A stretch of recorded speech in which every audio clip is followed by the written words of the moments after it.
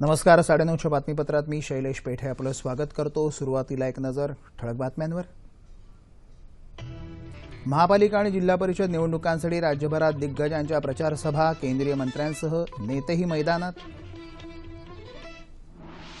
पंतप्रधान आवास योजनेअंतर्गत राज्यातल्या सर्व झोपडपट्टीधारकांना 2019 पर्यंत मालकी हक्काचे पट्टे आणि स्वस्त घर देणार, मुख्यमंत्र्यांचं आश्वासन.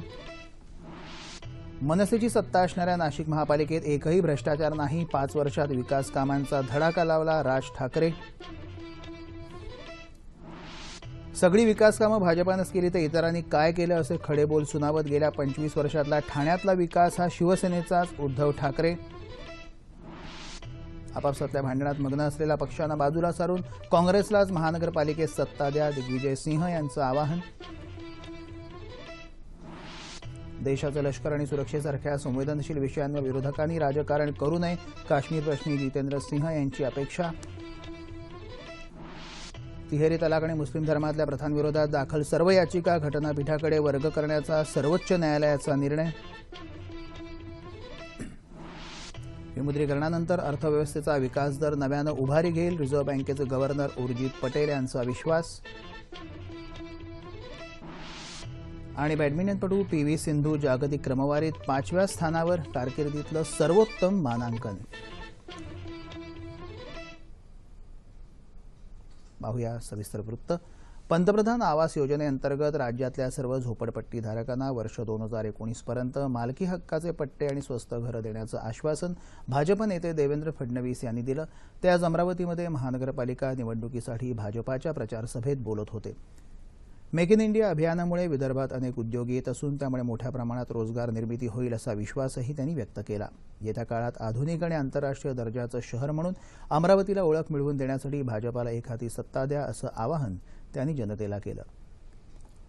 भाजप नेते देवेंद्र फडणवीस यांनी आज अकोल्यातही प्रचार सभा घेतली.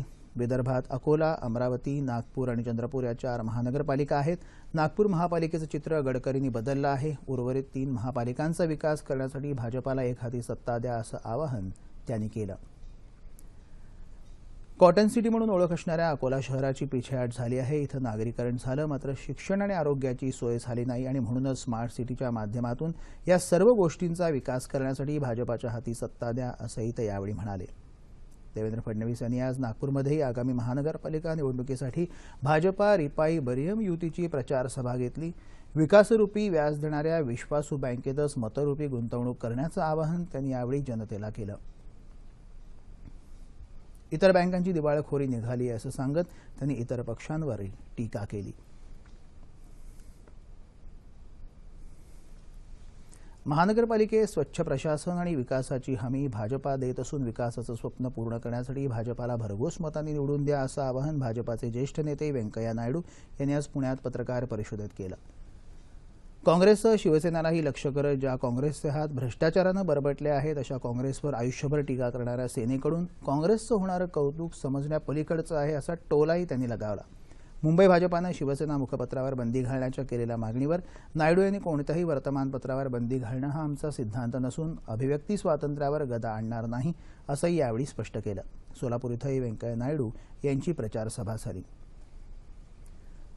मुख्यमंत्री देवेंद्र फडणवीस यांच्या नेतृत्वाखाली राज्य प्रगतीपथावर जात आहे. त्याचप्रकारे सोलापूर शहराचा सर्वांगीण विकास करण्यासाठी भाजपाला महापालिकेत सत्ता द्या असं आवाहन नायडू यांनी केलं. तेलुगू आणि हिंदी भाषेत त्यांनी सोलापूरकरांशी संवाद साधला. मनसेची सत्ता असणाऱ्या नाशिक महापालिकेत एकही भ्रष्टाचार झालेला नाही, 5 वर्षात विकास कामांचा धडाका लावल्याचा मनसे अध्यक्ष राज ठाकरे यांनी आज नाशिक इथं निवडणूक प्रचार सभेत सांगितलं. मुंबई ठाण्यात शिवसेना भाजपानं आणि पुण्यात काँग्रेसनं गेल्या 25 वर्षात काय केलं असा सवालही त्यांनी केला. नाशिक महापालिका निवडणुकीत शिवसेना भाजपाचे 88 उमेदवार हे गुंड प्रवृत्तीचे असल्याचं सांगत पूर्वीची राष्ट्रवादी काँग्रेसचीच परंपरा आता सुरू झाल्याचा आरोप राज ठाकरे यांनी केला. राज्य सरकारची शहर विकास नियमावली प्रकाशनापूर्वीच फुटली असल्याचं सांगून त्यातल्या तरतुदीबद्दल मुख्यमंत्र्यांना सवाल करण्याचं आवाहन त्यांनी नाशिककर जनतेला केलं. सगळा विकास भाजपानंच केला असेल तर मग बाकीच्यांनी काय केलं असे खडे बोल सुनावत ठाण्याच्या गेल्या 25 वर्षातल्या विकासाचं श्रेय फक्त शिवसेनेचंच असल्याचं ठाम प्रतिपादन शिवसेना पक्षप्रमुख उद्धव ठाकरे यांनी केलं. ठाण्यातल्या जाहीर प्रचार सभेत आज बोलताना ठाकरे यांनी गुंडांना प्रवेश देण्यावरून भाजपावर चांगलंच टीकास्त्र सोडलं. हिंदुत्वावर आधारित युती भाजपानं तोडली असा आरोप करत युती तोडल्यावर शिवसैनिकांना समाधान वाटल्याचंही ते म्हणाले. मंत्रालयातला कारभार पारदर्शक करण्याची गरज असल्याचंही त्यांनी सांगितलं. भ्रष्टाचारामुळे सर्वसामान्य जनतेला होणारा त्रास आपल्याला मान्य नसल्याचं सांगत नागपूरच्या विकासाबद्दलची भूमिका केंद्रीय मंत्री नितीन गडकरी यांनी स्पष्ट केली. ते आज नागपूर इथं महानगरपालिकेच्या निवडणूक प्रचार सभेत बोलत होते. नागपुरातील 9,700 तरुणांना आपण रोजगार दिला असून येत्या 2 महिन्यात राज्य आणि केंद्र सरकार मिळून 50,000 तरुणांना रोजगार देणार असल्याचं गडकरी यांनी सांगितलं. तसंच विजेवर चालणाऱ्या 400 टॅक्सी गाड्या शहरात सुरू होणार असल्याची घोषणाही गडकरी यांनी केली. कचऱ्यापासून इथेनॉलची निर्मिती करणारं तंत्रज्ञान विकसित झालं असून अशा प्रकारे तयार झालेल्या इंधनाचा वापर वाहनांमध्ये करण्यात येईल असंही गडकरी यावेळी म्हणाले. जिल्हा परिषद आणि महानगरपालिका निवडणुकीत काँग्रेस पक्षच अव्वल ठरेल असा दावा विधानसभेचे विरोधी पक्षनेते राधाकृष्ण विखे पाटील यांनी पुण्यात काँग्रेस भवन इथं पत्रकार परिषदेत केला.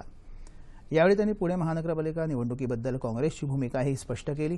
फक्त निवडणुकीसाठी वेगळं होऊन नंतर पुन्हा एकत्र येणं ही जनतेची फसवणूक आहे अशा शब्दात विखे पाटील यांनी भाजपा शिवसेनेवर टीकास्त्र सोडलं.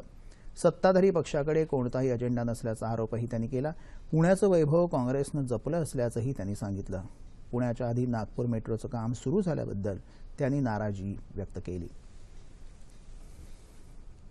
येत्या महानगरपालिका निवडणुकीत मुंबईकरांनी 20 वर्षांनंतर काँग्रेसला संधी द्यावी असं आवाहन अखिल भारतीय काँग्रेस समितीचे महासचिव दिग्विजय सिंह यांनी केलं. ते आज मुंबईत प्रसारमाध्यमांशी बोलत होते. मुंबई महानगरपालिकेच्या सर्व प्रभागांमध्ये स्वबळावर निवडणूक लढवण्याचा काँग्रेसचा निर्णय योग्य असल्याचं सांगत सिंह यांनी या निर्णयाचं समर्थनच केलं. एका सरकारमध्ये राहून मुंबई महानगरपालिकेतले दोन्ही सत्ताधारी पक्ष परस्परांवर करत असलेले आरोप आश्चर्यकारक आहेत असं सांगत त्यांनी भाजपा आणि शिवसेनेवर कडाडून टीका केली. वैचारिकदृष्ट्या काँग्रेस शिवसेनेच्या विरोधात असल्यानं युतीचा प्रश्नच येत नाही असंही दिग्विजय सिंह यावेळी म्हणाले.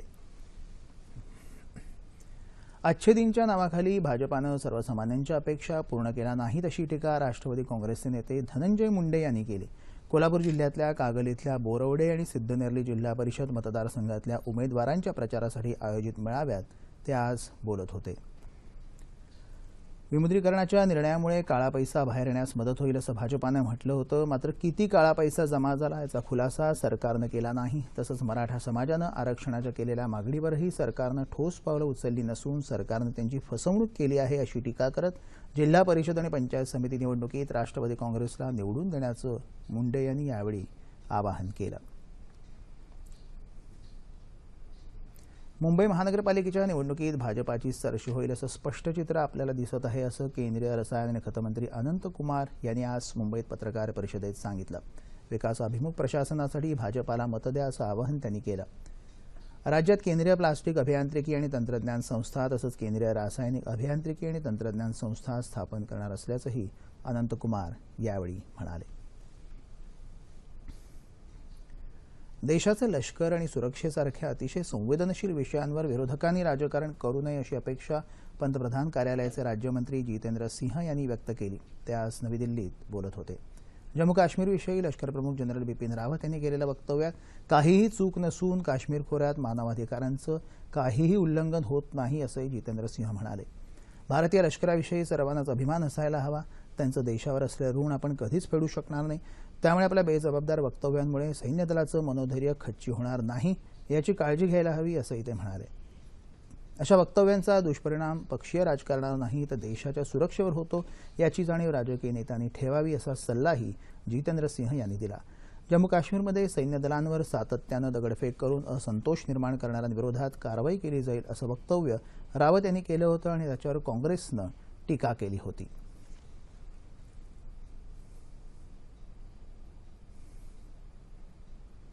तिहेरी तलाक, निकाह हलाला आणि बहुपत्नीत्व या मुस्लिम धर्मातल्या प्रथांच्या विरोधात न्यायालयात दाखल करण्यात आलेल्या सर्व याचिकांना 5 न्यायाधीशांच्या घटनापीठाकडे वर्ग केलं जाईल असं सर्वोच्च न्यायालयानं म्हटलं आहे.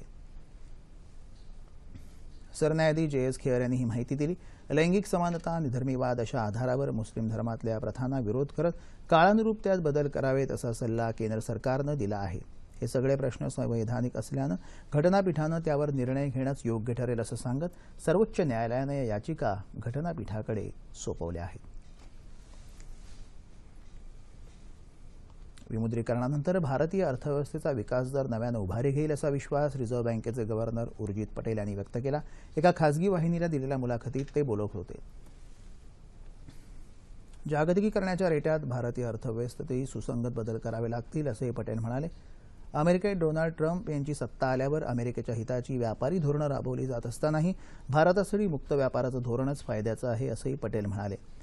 चालू आर्थिक वर्षात देशाचा विकास दर 7.1% वरून 6.9% असेल असा सुधारित अंदाज रिझर्व्ह बँकेनं व्यक्त केला. मात्र 2017-18 या वर्षात हा दर पुन्हा 7.4% पोहोचेल असं पटेल म्हणाले. 86% चलन अर्थव्यवस्थेतून बाद झाल्यानंतर त्याचा परिणाम होणं स्वाभाविकच आहे असंही पटेल यावेळी म्हणाले. सर्वोच्च न्यायालयाच्या 5 नवनियुक्त न्यायाधीशांनी आज न्यायाधीश पदाची शपथ घेतली. न्यायमूर्ती संजय कौल, न्यायमूर्ती नवीन सिन्हा, न्यायमूर्ती एम शांतनगोदर, न्यायमूर्ती दीपक गुप्ता आणि न्यायमूर्ती अब्दुल नाझीर अशी या न्यायाधीशांची नावं आहेत. सरन्यायाधीश JS खेयर यांनी त्यांना शपथ दिली. या 5 न्यायाधीशांच्या नियुक्तीनंतर सर्वोच्च न्यायालयातल्या न्यायाधीशांची संख्या आता 28 इतकी झाली आहे.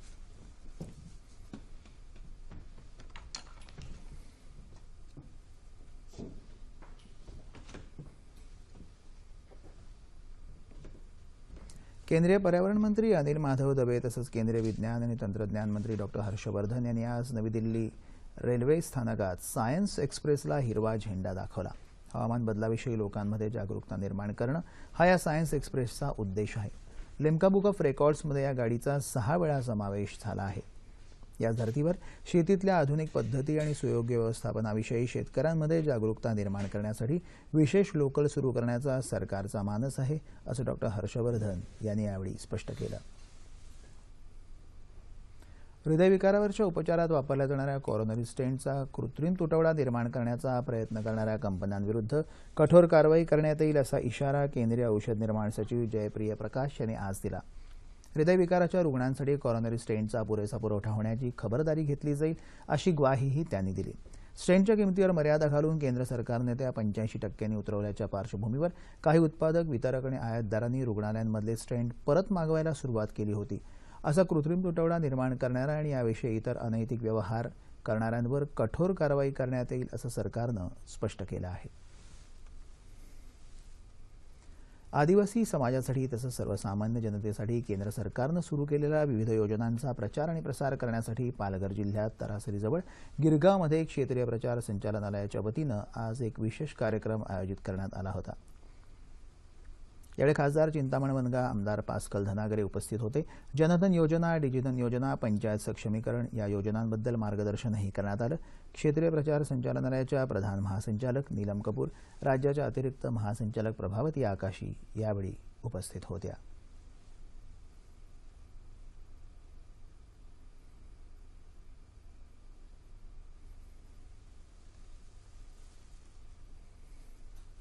भारताची बॅडमिंटनपटू PV सिंधू हिनं बॅडमिंटनच्या महिला एकेरीच्या जागतिक क्रमवारीत अव्वल 5 खेळाडूंमध्ये स्थान मिळवत 5व्या क्रमांकावर झेप घेतली आहे. हा बहुमान मिळवणारी ती दुसरी भारतीय महिला बॅडमिंटनपटू आहे. याआधी केवळ सायना नेहवालनंच हा मान मिळवला होता. रिओ ऑलिम्पिकमध्ये रजत पदक पटकावणाऱ्या PV सिंधूचं या कारकिर्दीतलं आतापर्यंतचं सर्वोच्च मानांकन आहे. हवामान. गेल्या 24 तासात संपूर्ण राज्यात हवामान कोरडं होतं. विदर्भाच्या काही भागात किमान तापमानात किंचित घट झाली तर कोकण, मध्य महाराष्ट्र आणि मराठवाड्याच्या काही भागात तापमानात किंचित वाढ झाली आहे. राज्यात सर्वात कमी तापमान अहमदनगर इथं 12.9 अंश सेल्सिअस इतकं नोंदवलं गेलं. येत्या 24 तासात संपूर्ण राज्यात हवामान कोरडं राहील असा अंदाज हवामानशास्त्र विभागानं वर्तवला आहे. तापमान अंश सेल्सिअसमध्ये मुंबई कमाल 37, किमान 20, नागपूर 34-13, पुणे 32-14, औरंगाबाद 34-16, नाशिक 33-15, कोल्हापूर 33-18, रत्नागिरी 39-21, सोलापूर 36-18 आणि अमरावती कमाल 35 तर किमान 18. ठळक बातम्या पुन्हा एकदा. महापालिका आणि जिल्हा परिषद निवडणुकांसाठी राज्यभरात दिग्गजांच्या प्रचार सभा, केंद्रीय मंत्र्यांसह नेतेही मैदानात. पंतप्रधान आवास योजनेअंतर्गत राज्यातल्या सर्व झोपडपट्टीधारकांना 2019 पर्यंत मालकी हक्काचे पट्टे आणि स्वस्त घर देणार, मुख्यमंत्र्यांचं आश्वासन. मनसेची सत्ता असणाऱ्या नाशिक महापालिकेत एकही भ्रष्टाचार नाही, 5 वर्षात विकास कामांचा धडाका लावला, राज ठाकरे. सगळी विकास कामं भाजपानेच केली तर इतरांनी काय केलं असे खडबोल सुनावत. गेल्या 25 वर्षातला ठाण्यातला विकास हा शिवसेनेचाच, उद्धव ठाकरे. आपापसातल्या भांडणात मग्न असलेल्या पक्षांना बाजूला सारून काँग्रेसला महानगरपालिकेत सत्ता द्या, दिग्विजय सिंह यांचं आवाहन. देशाचं लष्कर आणि सुरक्षेसारख्या संवेदनशील विषयांवर विरोधकांनी राजकारण करू नये, काश्मीर प्रश्नी जितेंद्र सिंह यांची अपेक्षा. तिहेरी तलाक आणि मुस्लिम धर्मातल्या प्रथांविरोधात दाखल सर्व याचिका घटनापीठाकडे वर्ग करण्याचा सर्वोच्च न्यायालयाचा निर्णय. विमुद्रीकरणानंतर अर्थव्यवस्थेचा विकास दर नव्यानं उभारी घेईल, रिझर्व्ह बँकेचे गव्हर्नर उर्जित पटेल यांचा विश्वास. आणि बॅडमिंटनपटू पी.व्ही. सिंधू जागतिक क्रमवारीत 5व्या स्थानावर, कारकिर्दीतलं सर्वोत्तम मानांकन. याबरोबरच हे बातमीपत्र संपलं. पुन्हा भेटूया उद्या सकाळी 8:30 वाजता आपल्या सह्याद्री वाहिनीवर. नमस्कार.